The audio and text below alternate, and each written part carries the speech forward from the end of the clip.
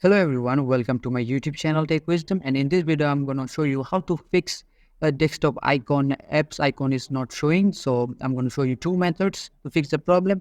The first method is go to your search option and here type run RUN and enter, and here just type app data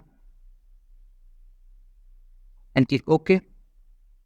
And after that go to the view option and make sure this is selected, the hidden item is selected, and after that go to local, and on the bottom you can see icon cache. Right click it and select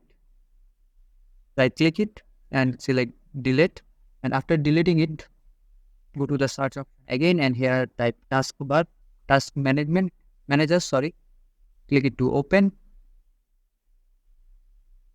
and find the Windows Explorer option, click it and right click it and restart the Windows Explorer. After doing that, your problem might be fixed. If this doesn't solve the problem, go to the icon that is not showing application, right click it and go to properties